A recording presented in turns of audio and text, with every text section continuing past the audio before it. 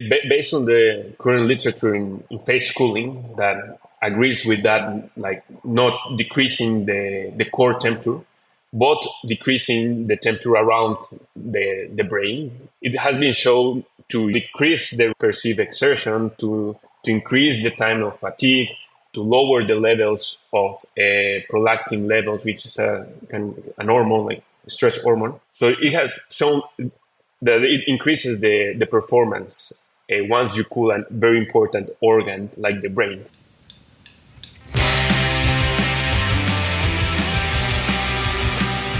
Hello, and welcome to the December 1st, 2023 edition of the TriDoc Podcast. I'm your host, Jeff Sankoff, an emergency physician, triathlon coach, and multiple Ironman finisher, coming to you from beautiful, sunny Denver, Colorado. Triathlon is very much an individual sport.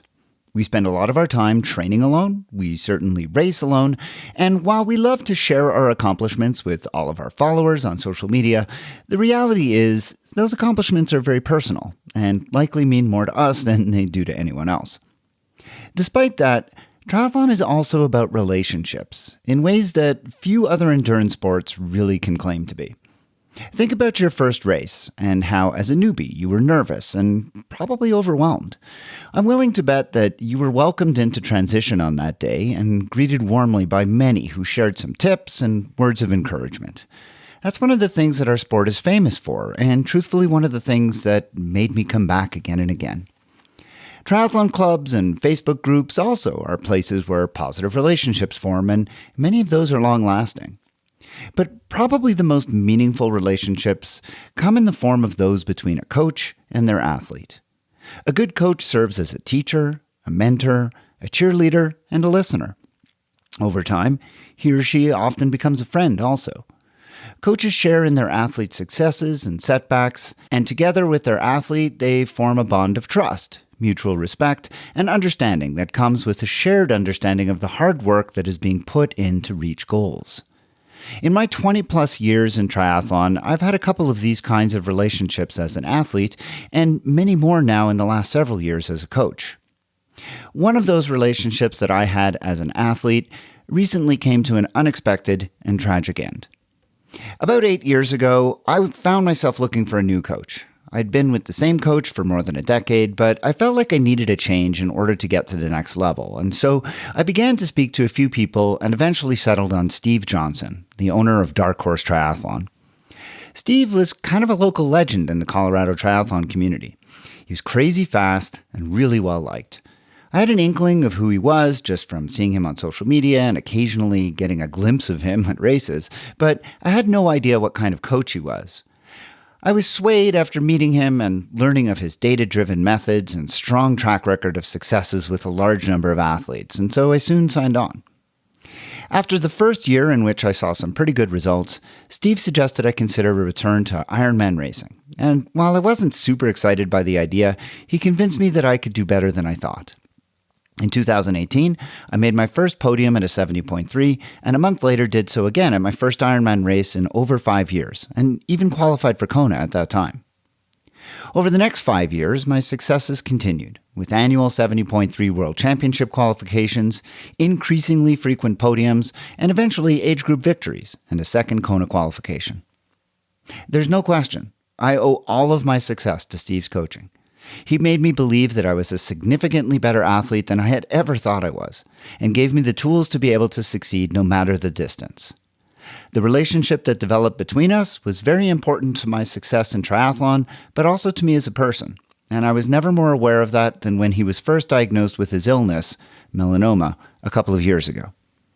As a physician, I was well aware of what his diagnosis meant, and that despite his optimism and his willingness to fight with everything that he had, he was very much on the losing end of some pretty depressing survival numbers. Still, we continued to work together, and I tried as best as I could to simply put it out of my mind that he was facing what he was facing, though occasionally, when his illness forced him to be hospitalized, reality would come crashing down on both of us. Towards the end, things seemed to be going pretty well, and Steve started to share some big plans for 2024, including renewing the Dark Horse Ironman Tri Club and the idea of hosting some multi-sport camps. I know that I was not the only one of his athletes who thought that things must have been on the upswing for him. He was very private about his condition, and none of us actually knew what was going on with his illness, and honestly, none of us asked. So when he suddenly stopped communicating about 2 weeks ago, I admit that I didn't even think that it was related to what actually happened, that he had very precipitously deteriorated because a small tumor had begun bleeding in his brain. Things went quickly at that point, and on Saturday, November 18th in the early morning, Steve passed away. I'm telling you all of this in part to honor my coach, but also as a reminder to cherish the relationships that you have with your own friends, athletes, or coaches within triathlon or anywhere else. We simply don't know how much time that we have with them, and we shouldn't take even 1 second of it for granted. I'm racing in Indian Wells this weekend. It's the last event in what has been a long and somewhat torturous season for me, and when I do, I'm going to do so in my Dark Horse Triathlon kit one last time, as a way to honor Steve Johnson and all that he did for me over the past several years. His impact on me and many others will not be forgotten. I hope that I can make him proud one last time. On the show today, in the medical mailbag, Coach Juliet Hockman and I answer a question sent to us by Andrew Patterson, the author of the excellent and informative Ironman Hacks website and YouTube channel. He recently came across a supplement that he wanted some more insight on. Nicotinamide ribosome, or NR, is a form of vitamin B3 and a precursor of an important coenzyme involved in a lot of important biochemical processes in our bodies, including the metabolism of glucose. That coenzyme is NAD+. There's some research out there suggesting that supplementation with NR in order to build up amounts of NAD+, may be important to performance and endurance athletes, particularly as we age. So what's the truth on this?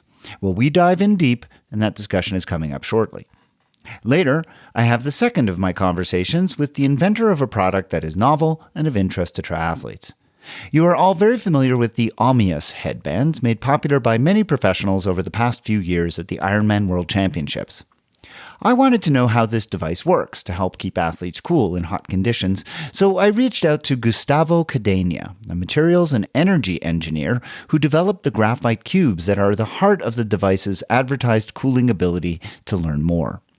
We talk about how it works, and I'll give you my own personal insight from having used it, and that's coming up later on. Before all of that, of course, I want to take a moment to thank all of my Patreon supporters of this podcast who have decided that for about the price of a cup of coffee per month, they could sign up to support this program, and in doing so, get access to bonus interviews and other segments that come out about every month or so. Those episodes are available on a private feed just for my subscribers. Plus, for North American subscribers who sign up at the $10 per month level of support, they receive a special thank you gift in the form of a BOCO TriDoc Podcast running hat. So visit my Patreon site today at patreon.com/TriDoc Podcast and become a supporter so that you too can get access to the bonus episodes and maybe this cool gift as well. And as always, I thank you in advance just for considering.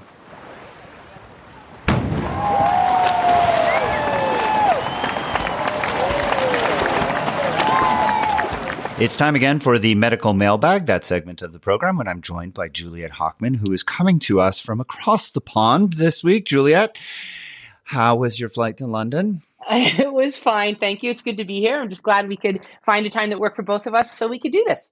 Yes, and despite the jet lag, I know we've got a bit of a complicated subject that came to us from a listener, so why don't we get right to it and we will try and untangle it. So what's the question that we have to answer for our listeners today? Yeah, this is a good one. So this came to us from one of our listeners who's also actually one of our life sport athletes, and he had been hearing from his peer group where he lives actually in Southeast Asia about this supplement called NR Plus and how NR Plus had this ability to restore musculoskeletal health. And of course, as an endurance athlete, that's particularly interesting to us, and even more so as we age. And so he asked us to dig into this a little bit and see if these claims were true. So tell us a little bit about what NR Plus is and all of these associated acronyms that we were talking about right before the show, like NAD Plus or NAD. So dig in a little here, Jeff.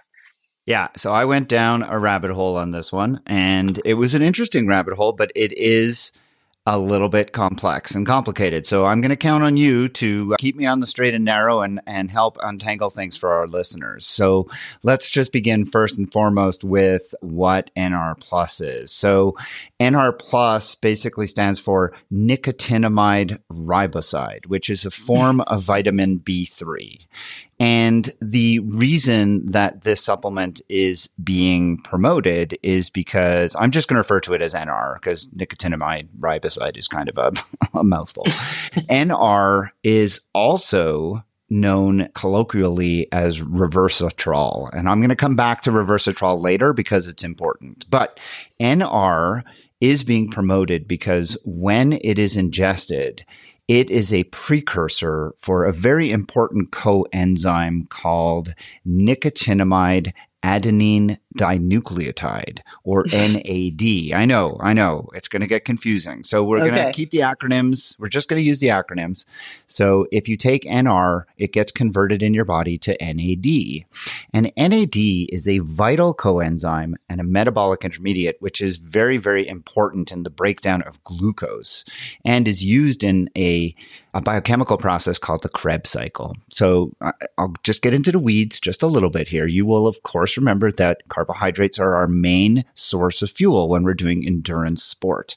And what we're actually doing when we metabolize glucose is we are trying to get the energy out of the bonds that hold carbon atoms and oxygen atoms within the glucose molecule together. Every time we split apart one of those bonds, our body takes that energy, which comes from breaking a bond, and puts it into the formation of a different bond. So if you could imagine a little factory in which we take energy, so we take the energy from breaking a bond, and then we convert it into forming a different bond. And the bond that we're forming is taking a phosphate and joining it to adenosine diphosphate to make adenosine triphosphate, or ATP. And I know everybody has heard of ATP because ATP is the fuel that we use to basically make everything go. Our muscles take that energy in that bond of ATP and then break it from ATP back to ADP and a phosphate, and then that makes our muscles contract, and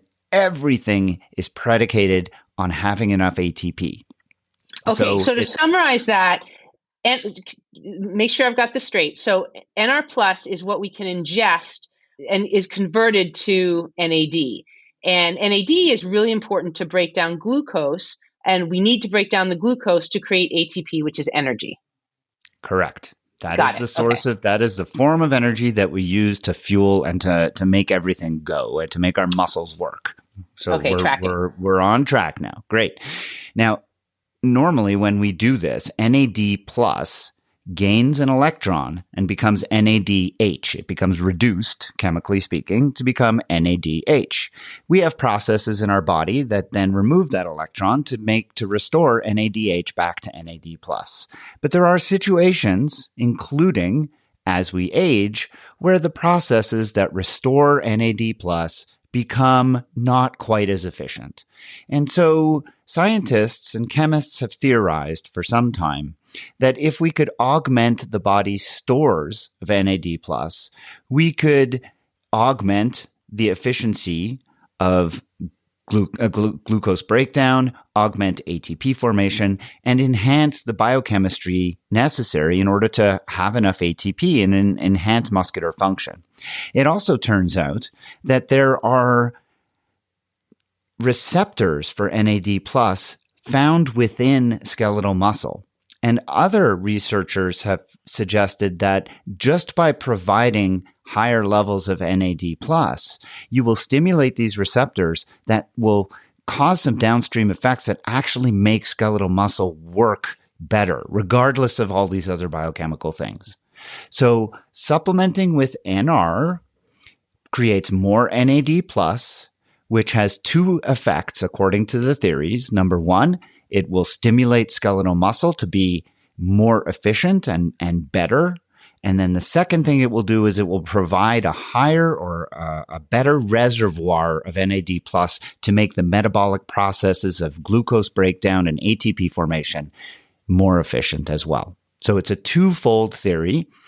And there has been research in animals, a fair amount of it, that has gone to look at whether or not this actually happens and whether or not this actually works. Now, you might be wondering, why don't we just take NAD plus in some form? Well, it turns out you can't. There's no way to actually take nicotinamide adenine dinucleotide. It would just get broken down in our stomach or by our liver. So you have to take this NR as the precursor and then let it get formed into what we need. So that again is this form of vitamin B3. So there was a nice review paper in 2022, just last year, that was called NAD plus therapeutics and skeletal muscle adaptation to exercise in humans. And basically it reviewed a lot of the research that has been done to this point at supplementing NAD plus precursors, because there's two of them. There's the more popular one, which is NR, but then there's another form of vitamin B3 that can also be given. It doesn't matter which one you give. The studies are pretty similar in terms of what they find. And they give these things in fairly large quantities, anywhere from 100 to 300 milligrams per kilogram per day. So that's a very large amount of a substance to be giving. And the reason they have to give so much is because this stuff doesn't have a very high bioavailability. So what is bioavailability?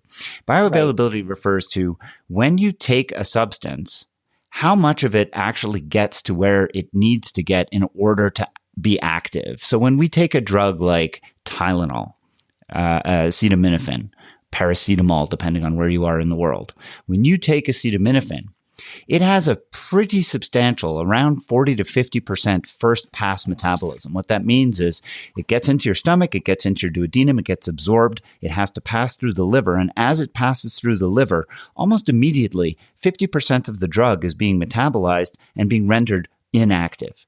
So when you take that 500 milligram tablet, only 250 milligrams of the drug is actually getting into your bloodstream and going to be active when it gets to the cells in order to help with your pain or your fever or whatever it is. Well, when you take NR, when you take this reversatrol, 1% is bioavailable. So wow, that's a low hit rate. It is a very low rate. So that's why they have to give such huge amounts. When you're giving 100 to 300 milligrams per kilogram per day, what you're actually giving is 1 to 3 milligrams per kilogram per day that's bioavailable. Got it. Okay. All right. So what they did, a lot of these studies are animal-based. So they gave mice in one study 12 months ongoing 100 to 300 milligrams in different dose formings per kilogram per day of these precursors. And what they found is that indeed, the mice who were getting higher amounts of this stuff actually showed an increased ability to perform exercise. They didn't say exactly what the exercise was. I assume it's back to our little mice treadmills. And they then went on and tried to see if the same thing happened in humans. And it turns out that in humans, doesn't work. So when they gave humans as much as 1,200 milligrams per day, they did not see any changes in measurable performance. And the difference between mice and humans, they postulate maybe because of this very low bioavailability. Because remember, if you're giving 1,200 milligrams per day, you're giving basically 12 milligrams, and that's nowhere close to the amount that you're giving to the mice, where you're giving them, 3 milligrams as a percentage of body weight. Yeah, as a percentage of body weight is nowhere close to the same. So you may not be giving anywhere close to the dose needed. But the other big thing is the researchers have suggested that in mice, there may be more of an NAD plus deficiency state. And we're addressing that when we give them these precursors. And in humans, it's not clear that this deficiency state really exists. That's a theoretical thing. There have been some observational studies where in obese patients or in older patients, I'm talking older than the age of 70, we start to see this NAD plus deficiency. But other studies, not so clear. And in fact, a paper in a different journal looked at whether or not there is NAD plus deficiency. And it turns out that when you put people through very high level of exercise, putting them at like 100% or even more than 100% of maximal oxygen uptake, well, the NAD plus to NADH ratio doesn't really change. It stays about the same. And the reason for that is because our metabolic processes are so well designed and so efficient to be able to restore the NADH to NAD plus. So there doesn't seem to be this deficit in humans that would result in a need to supplement so much. So that's one of the reasons why. The other thing is this whole thing with the skeletal muscle signaling that was this other theory. There seems to be some biochemical changes. And many of the studies that we found, and we looked at several studies in older patients and younger patients. In older patients, there seemed to be, when you supplement with some of this stuff, you definitely seem to get changes in inflammatory markers. So you'll get decreasing interleukins, decreasing different cytokines. You'll even get certain decreasing markers in what you would expect would result in kind of exercise performance. You can get changes in ventilatory threshold, for example. Athletes or older people are able to take higher, somewhat larger amounts of breaths at a higher amount of exertion. But it's not translating into performance benefits in any measurable fashion. VO2 max doesn't change. Okay. There's no evidence of any increased power or speed or anything. And researchers have been, frankly, a little bit mystified as to why that is, because they're seeing biochemical changes that they think should result in performance change, but there hasn't been any performance change. And so it's a little bit unclear why that is. So this is kind of an interesting question for me, because biochemically, some of this stuff makes sense, but we're not seeing it pan out. And it's kind of interesting. And I think it might be just one of those things where, well, the biochemistry and the physiology is predicting something, but the reality is that it's not panning out, or we just might not have been able to deliver this stuff in a way that's going to show a difference, or we just might not have done the right study. It's not clear. Yeah, I was going to say maybe maybe it doesn't work. Maybe we can't get enough into a human body because they're so much bigger than mice, and maybe we're just not testing for the right things. So a lot of kind of unknowns. It sounds like. Yeah. There was one study that I think is worth mentioning as well, where this stuff was actually shown to not do such a good thing. This was a study that used NR and it was kind of an ethically questionable study. This was a study in 2016. I'm not sure where it came out of, but I don't know how they got this past the research board. They basically they took rats. They had a group that they supplemented, a group that they didn't, and then they made them swim with a weight attached to their tails. And they failure in this test meant they were dragged under the water and didn't come up for 10 seconds. I mean, it sounds like literally drowning rats or waterboarding rats. And I mean, rats aren't the most sympathetic characters, but still, it sounds a little questionable. Anyways, this paper showed pretty clearly that supplementing with NR, while it did increase NAD plus, it didn't actually show any increase in NAD plus in their muscle at all. It did show some increase in NAD plus in their bloodstream. But the rats who were in the NR supplementation group actually had worse performance in this drowning test. So maybe because the word was out that they were all going to drown. Yeah, I don't know. It really sounded like an awful study, but I mean, you could. Yeah. Anyways, so there are occasional studies, and it's nice to see a negative study published, because it's pretty rare in drug studies that you'll see negative studies published, and this was one that was published, so that was good. Okay. But I do want to. So now take us back to reversatrol, because we started with that. Yeah. Yeah, I want to talk about that. Loop it back. I want to talk about that because reversatrol, I got kind of hung up on the website for where Andrew pointed me to this particular supplement, because the web page promised some pretty amazing, remarkable stuff, including, I'm going to pull it up here because it was really great stuff. So reversatrol, this is directly from the manufacturer's website. Reversatrol is a well-known longevity and anti-aging supplement. And I found myself going, I don't know about it. It talks about how it benefits insulin sensitivity, supports a healthy inflammatory response, has been shown to be involved in improving cardiovascular health. I mean, all kinds of wonderful things. And they, to their credit, list a lot of references, and a lot of these references are actually in published medical literature. Many of them are theoretical. So many of them are laboratory studies. Many of them are population studies. They're not randomized control trials. So not really the best kind of science, but still science-based. So I wanted to dig a little bit into this. And one of the best papers I found from the website is a really, really nice clinical summary of resveratrol, and everybody will now be familiar with resveratrol when I just read directly from this paper. During the early 1990s, the moderate red wine intake of the French population was found to correlate with the decreased incidence of heart disease and obesity, which appeared to contradict their relatively high-fat diet. This relationship was termed the French paradox and was initially attributed solely to the presence of resveratrol in red wine. So resveratrol, it turns out, is the goodness within French wine that has been associated with all of the health benefits of this French paradox, the so-called French paradox. And so I started digging into it a little bit, and this review paper was really, really insightful. Basically showed a lot of associations, no great research in terms of, again, no randomized controlled trials of this stuff, but a lot of association of increasing foods like grapes are the ones that have the highest concentration of resveratrol. That's why red wine has so much, white wine has none. It's because it's all found in the grape skins. So if you're not familiar with how to make red and white wine, red wine includes the grape skins. White wine, the skins are separated out. So white wine does not have resveratrol, red wine does.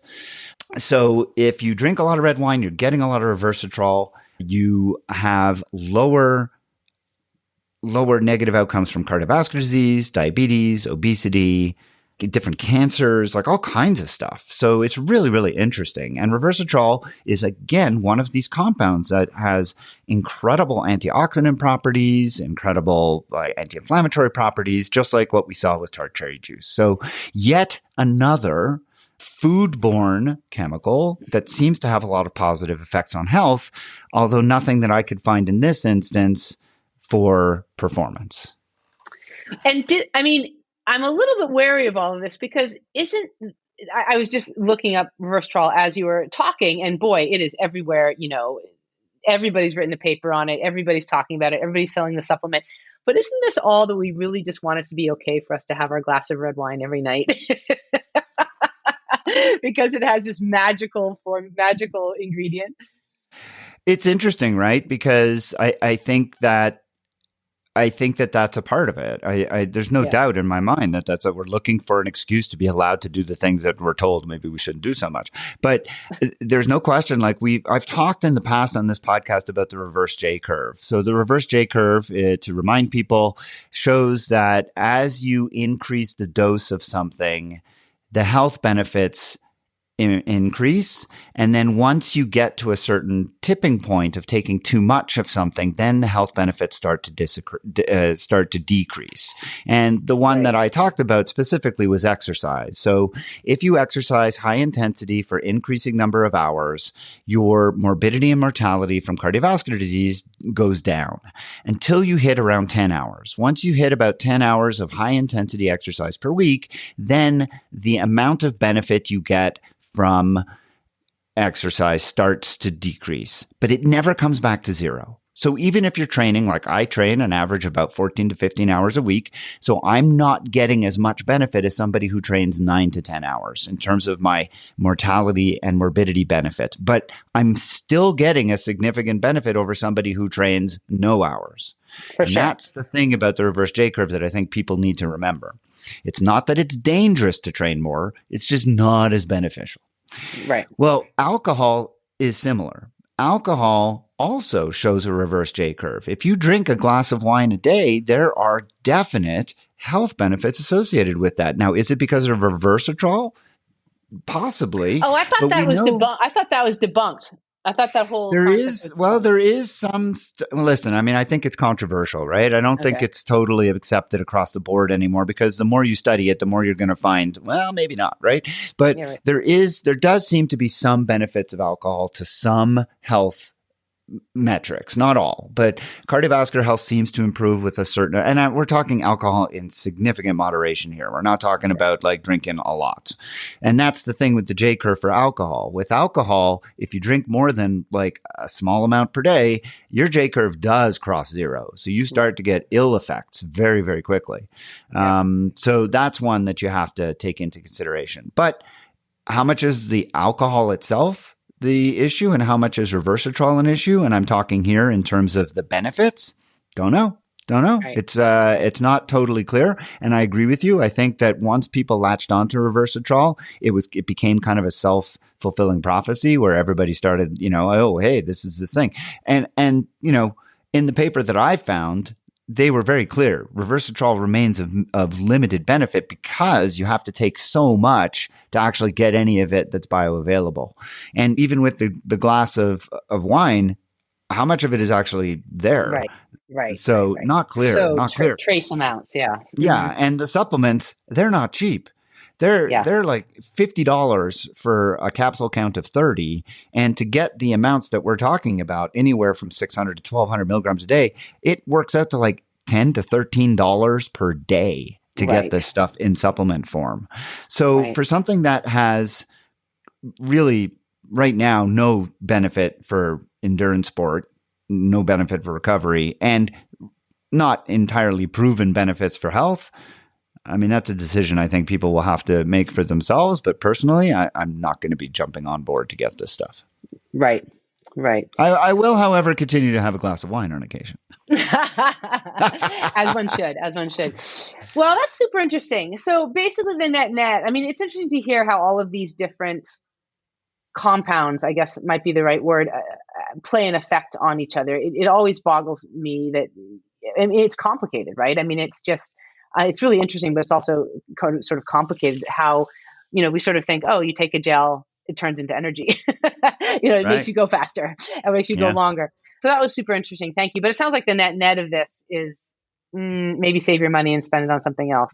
Oh, absolutely. I would not recommend spending anything on this right now. It's too expensive. There's not nearly enough compelling science to suggest that it does anything close to what the claims are. And you can get it in other ways. I mean, you can get it in foods, you can get it in, and the bioavailability is going to be exactly the same. This product, the NR, I said it's NR plus. The plus, they're suggesting that they have combined it with something else that makes it more bioavailable, but they don't have any studies to suggest that that's actually true. Right. So, and there are other forms of this stuff that people are suggesting might be more bioavailable, but until I see evidence that, number one, it is more bioavailable, and number two, that actually correlates with better outcomes, I'm not ready to say that this is something people should get. Right. So to be continued, perhaps in a future episode, but for now, definitely save your money and spend it on tart cherry juice. Exactly. All right. Well, Juliet, this has been a good conversation. I'm glad we were able to make it, I think, in a way that people will be able to digest and understand. And I wish you a great rest of your vacation in London. And I think you said you're going to France as well, right? Yeah, just for a night. Yep. Just following my husband's on a business trip. I'm just kind of tagging along this time, which is a lot of fun.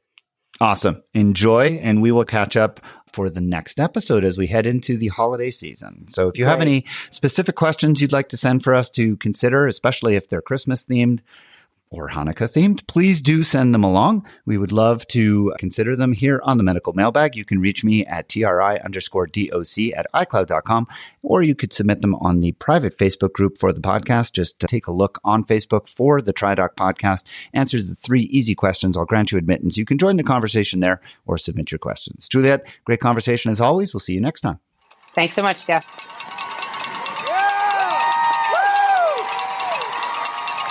Longtime listeners of this podcast know that this is not a program that does much in the way of product endorsements or fluff pieces on tech or gadgetry in the multisport space. However, if you heard the recent interview with the designer of the Velovetta shoe, then you also know that, like you, I'm an avid triathlete myself. And, like you, I too am always looking for ways to get faster. And, like you, let's face it, I think new technology is very cool, and I have the utmost respect for people who can bring something from concept to reality. And I like to know what's behind the design and whether or not there's any merit to some things versus others. So, like with the Velovetta, I am featuring another inventor today. This time of a product that I know you have all seen at some point over the last couple of years and have surely wondered about. This interview should not be considered an endorsement. With that said, I do think this product is really intriguing, and for that reason alone, I thought that it was worthwhile to have Gustavo Cadena Schlam on today as my guest.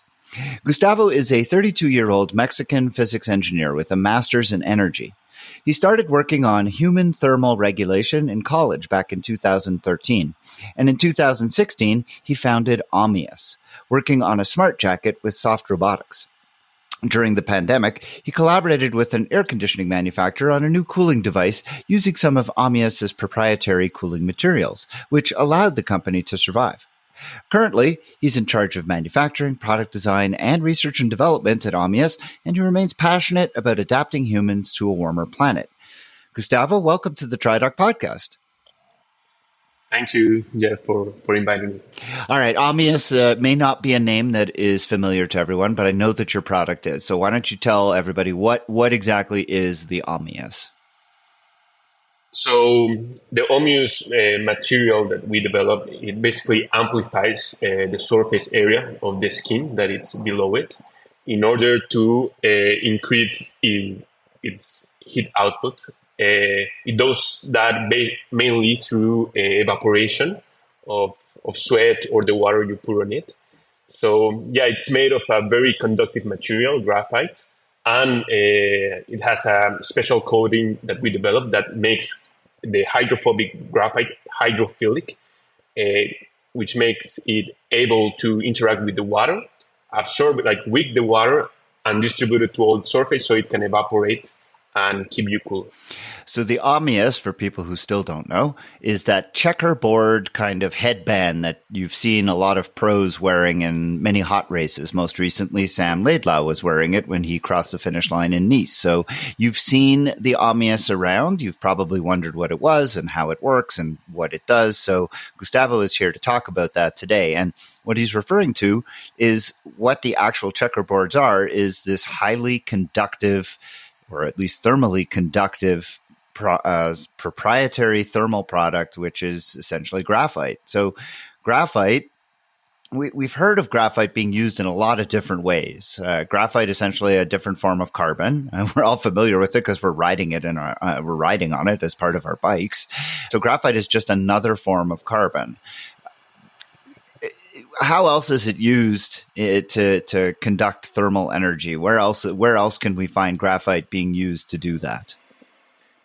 Well, graphite, this particular form of graphite, which is graphite foam, is used in very weight-sensitive applications, like, for example, in aircraft or race cars, or something that really needs to cool itself in a way, but the weight is super important. And graphite allows that because it has a much greater conductivity than aluminum, for example. And the graphite foam allows us to reduce the weight even more and increase the surface area of exchange. So the way you described this to me previously when we talked on background for an article that I wrote for Triathlete is you suggested to me that this was graphite that was kind of folded over onto itself over and over and over again so that it had a very high surface area. Did I get that correct? Well, the graphite foam is mainly just like graphene sheets, stacked together, forming a foam. This foam, we then cut it and shape it like some bricks, like Lego bricks, with some columns to increase the surface area. Just like a heat sink inside a computer or a radiator inside a car, heat transfer or heat dissipation is a surface problem. So it's very dependent on surface area. So if you increase the surface area of exchange with the environment, you can increase the heat dissipation. That's why we have these pillars that increase the surface area by five times compared to just like having the skin. below it. Okay, so let's just talk briefly about physiology of heat dissipation, because when we're out there working hard in a hot environment, we're creating a lot of heat internally. Our muscles burn energy in order to propel us forward. A lot of that energy gets wasted as the production of heat. That heat then needs to be removed. Our blood picks up the heat from our muscles and transports it to the skin, which then works as a radiator. Air that moves across our skin will suck some of that heat away. That heat dissipation is enhanced by the production of sweat, because sweat sitting on the skin as it evaporates takes away even more thermal energy. What Gustavo is saying is that when you put the Omius band onto your forehead, what you're doing is you're putting these graphene pillars, which have a very high surface area.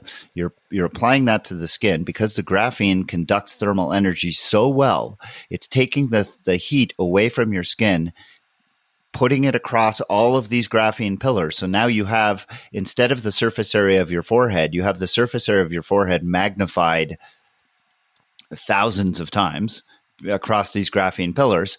And if you then wet that graphene, you enhance the removal of that energy. How many fold? 10-fold? 100-fold?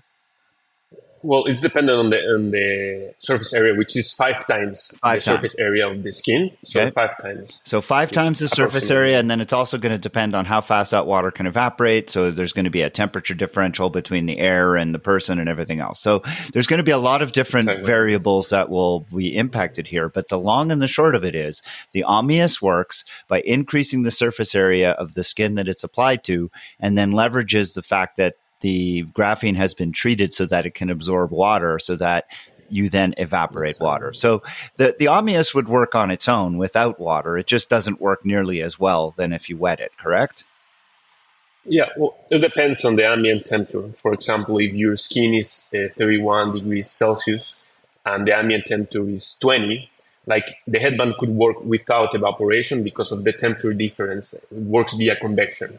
But if you are able to wet it, its coolness it's amplified greatly because of how much energy can water absorb when it converts from liquid to gas. It's a huge energy that you can absorb. So we always suggest that you should wet it in every aid station. And the thing is that it also increases the efficiency of sweat, because you can sweat a lot, but if the sweat doesn't evaporate from your skin, if the sweat just drips out from your body, that sweat that you spend or that you generate is not cooling you. It's just going out from your body, and you're wasting it. So if you have something that can absorb that sweat, or even you can simulate a higher sweat rate by pouring water on it, it can greatly improve the cooling limits that your skin currently has in that area. So that's one of the main benefits of the headband, and it differentiates to a textile headband, because you could think, a textile headband can also store some of that sweat, but the problem is that textiles are insulators, like they have very, very low thermal conductivity.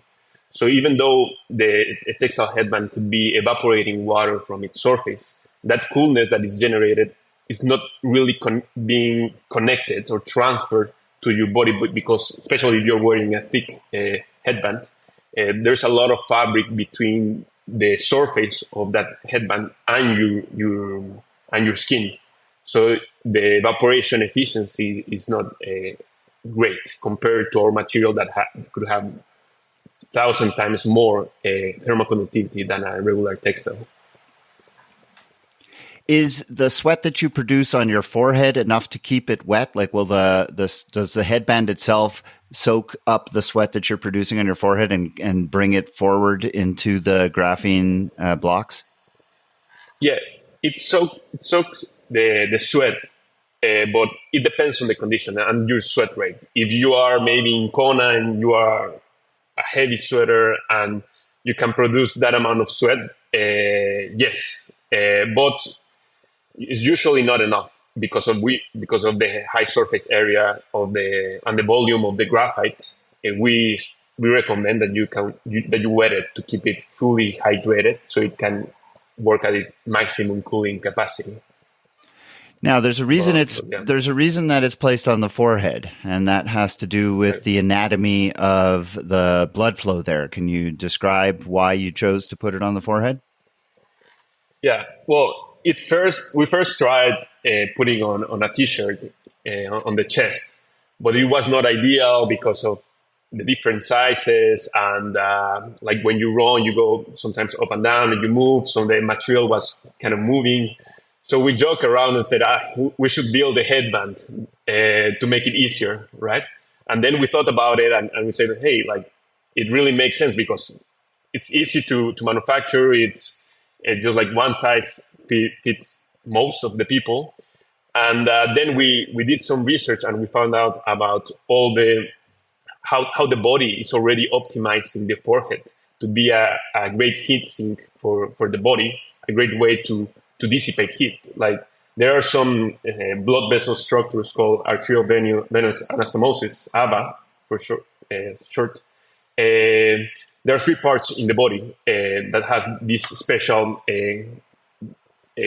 blood vessels, which basically creates a bypass between the arteries and the venous. So it doesn't have to go through the capillaries in a slow way. So there creates like a bypass, so to increase the blood flow between the arteries and the venous. And by creating these higher blood flow areas, you can release more of the heat, exchange more heat between the environment and the blood. And once you cool the blood, it can go cool to certain important organs like the brain and others. So there are 3 main like portals of heat dissipation on the body. External ones, which is the forehead, like the upper part of the face, the palm of the hands, and the sole of your feet. So from those 3, the one that is not moving is the forehead. It's important to be like not moving because it's not ideal to add weight to a moving part. For example, when you are running, because it makes you work harder. Right, so I think the forehead is ideal for that because of these special blood vessels, and also because there are a lot of thermal receptors there that once you cool that area, your body also feels cooler or can feel more that type of sensation, and also it's really close to the brain, which is a very heat sensitive organ, and it's really important for any activity. And it's also receiving a lot of the sun radiation. So if you are able to cool it, it could have a great impact. Also, it's also facing forward when you are running, so you can receive a lot of airflow there, and it has the highest rate of sweat generation per unit area of the body. So the body already optimized that region to increase heat dissipation. That's why we don't have hair in that part of the face, because it's like hair would limit evaporation of sweat. So the body already optimized that region. We are just only helping it a little bit more, doing that task with an amplified surface area of exchange.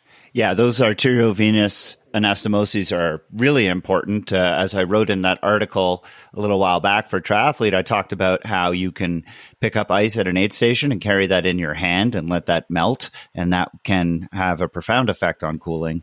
But having the Omius on your forehead for the duration of an event obviously allows for that cooling to continue in an ongoing fashion, and can allow for it to happen to a certain degree. And that's really what I want to get to next. How much of a degree, no pun intended, how much can we expect a benefit in terms of core temperature drop compared to someone who's not using it?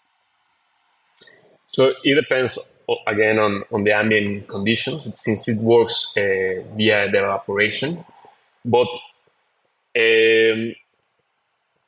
all the literature describing face cooling, different protocols of face cooling, it's not show that since it's a very small area compared to the whole body, like like for example, the forehead is maybe 0.5% of the whole surface area. Although it has a great impact in the local cooling, since it's cooling a very important organ, which is the brain, it doesn't have a significant impact in the core temperature. If we want to have a greater impact in the core temperature, we will need to put more cooling material on the body. But if we are just cooling the forehead, it will just impact. It will have a local impact on the brain, and that will all depend on the temperature conditions. For example, in Kona, I checked it yesterday. It was like around 29 degrees Celsius, 84 degrees Fahrenheit at 65 relative humidity, right? And that get us to a wet bulb. A wet bulb is the temperature that a temperature sensor will have if it's wet, right? So the wet bulb at those conditions was around 24 degrees Celsius, which is 75 degrees Fahrenheit. So that's the minimum temperature that we could get from an evaporative surface. That temperature is the one we want to get closer to, but it's not always possible, because if you are putting the material on your forehead, it's also receiving the heat from your body and it's warming up. So it's very difficult to get to that temperature. But if you are able to increase the ratio of evaporative surface compared to the heating, like the surface from the body, for example, if you don't have anything, if you only have your bare skin, the surface area of evaporation is the ratio of the surface area of evaporation compared to the surface of the skin is 1, right? But if you put our material, you have more evaporation, more like the ratio is 5. You have 5 times more evaporative surface area than the skin area. So you are able to get closer to that temperature. So for example, in Kona, maybe we're not getting to the 75 degrees Fahrenheit, that is the wet bulb temperature, but we could be maybe at 80 Fahrenheit temperature, which would be better than being at the regular temperature of the forehead, which is maybe 88 Fahrenheit, right? So yeah, it depends. If you're using it in a dry climate with like the same conditions, 84 Fahrenheit, 40 degrees, but 40% relative humidity, the wet bulb temperature is 67 Fahrenheit, for example. So maybe the Omius material could get you to maybe 20 Fahrenheit, which will be a great difference compared it will get you to around 70 Fahrenheit, which is a big difference compared to the 88 Fahrenheit, which is the normal temperature of the skin. So it depends on the condition. It works better in a dry climate, but still, like in humid weather, it works best than the other alternatives. And we've done some tests to validate that ourselves using a thermal camera, measuring how close it gets to the wet bulb. Also, we got some tests recently by some users, like that they are just using a temperature gauge and measure the skin. For example, one user posted a story. His name is Jay Stevenson. He posted a story saying, okay, right now it's 68 degrees Fahrenheit. I didn't know if I should use the headband because it wasn't that warm. But he said, like, I could give it a try. And he used the headband and measured his forehead afterwards, after the exercise. And he was measuring 61 degrees Fahrenheit, which if you compare it with the 88 Fahrenheit of the temperature of the normal skin, it's a big difference because of this evaporative effect of the headband. So yeah. So I want to be clear. You're not suggesting that the core temperature is dropping at all. It's really just local effects. And the Omius has been shown, at least anecdotally, to be very effective in reducing wherever it's applied on the forehead to reducing that skin temperature to around the wet bulb temperature. So it's gonna be impacted by local humidity and by whatever the ambient temperature is. But the Omius is very efficient and very effective in getting the forehead temperature down to whatever the wet bulb temperature would be, and allowing for blood passing through that area to be cooled to that same effect. But because the forehead represents such a small percentage of skin on our total body, it can't really cool our core to that degree. So if we're not seeing a drop in the core temperature, and that's something that we are ideally looking for, because as we're out there exerting ourselves in Kona or wherever else it happens to be, our core temperature is going up. We know that that's a limiting factor for our ability to perform. How then is the Omius benefiting us? Because you mentioned a couple of times, you said it kind of briefly, you said that it's having important local effects, especially on the brain. How does that manifest as improved performance? Based on the current literature in face cooling that agrees with that, like not decreasing the core temperature, but decreasing the temperature around the brain. It has been shown to increase to decrease the rate of perceived exertion, to increase the time of fatigue, to lower the levels of prolactin levels, which is a hormone, like stress hormone. So it has shown that it increases the performance once you cool a very important organ like the brain. We haven't done the test of how much is the Omius headband is cooling, apart from the thermal camera images that we got and the anecdotal data and the pros using it. Since we are a small company, we are not able to pay the pros. So what we do is like we just give free product to them and let them test it and decide for themselves to use it. So we received great feedback from them. We still want to do this validation test in a good way in a lab, but it's kind of costly. We're still in talks with some university to get maybe some grant money to co-finance these type of studies. This is definitely in our plans because it could be the greatest way of marketing our product. So that's one of our priorities right now, but we haven't done it ourselves right now. But the similar tests that could be found in literature about face cooling show that an increase in performance based on that.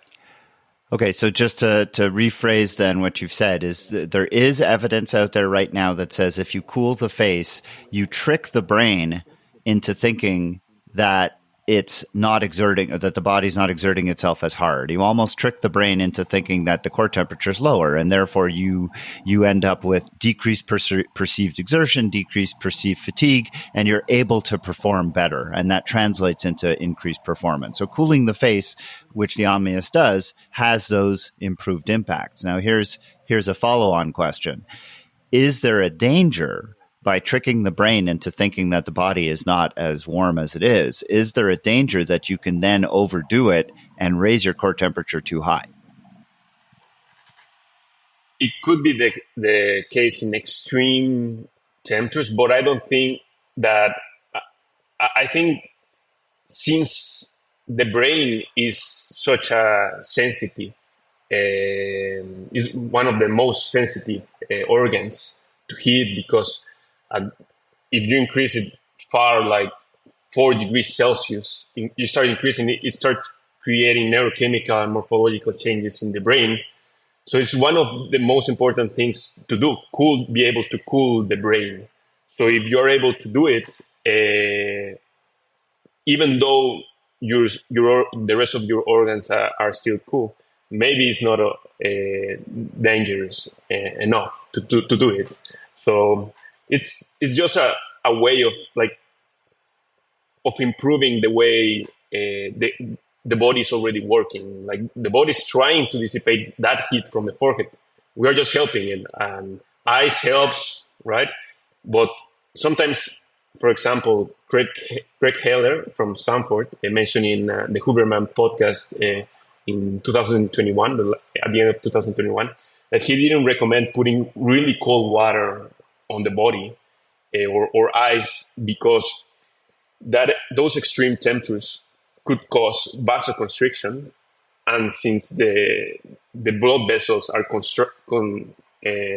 reducing its diameter, diameter, blood flow is reduced and heat output is limited.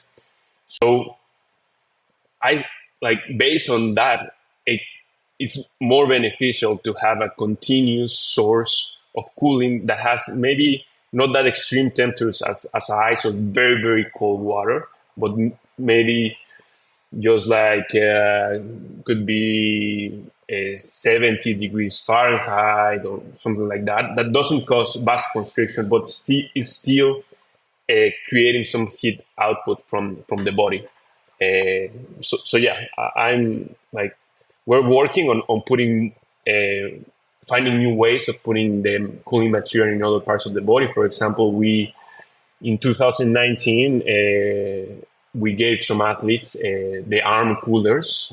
For example, Sebastian Kienle used it, and other athletes, and they really like it. And we will probably launch some kind of this type of product next year, because although it's not ideal because it's moving, and you have a moving limb, adding some weight might not be that great, but maybe the cooling effects are greater than this excess energy expenditure that you may have because of the weight.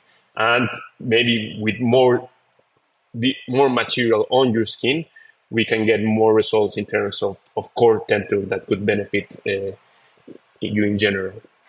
Okay, my last question has to do with price. I think the one reason we haven't seen the Omius taken up more than we have is because when people do research on it, they find out how much it costs. It's marketing, I believe, north of $300 for the headband right now.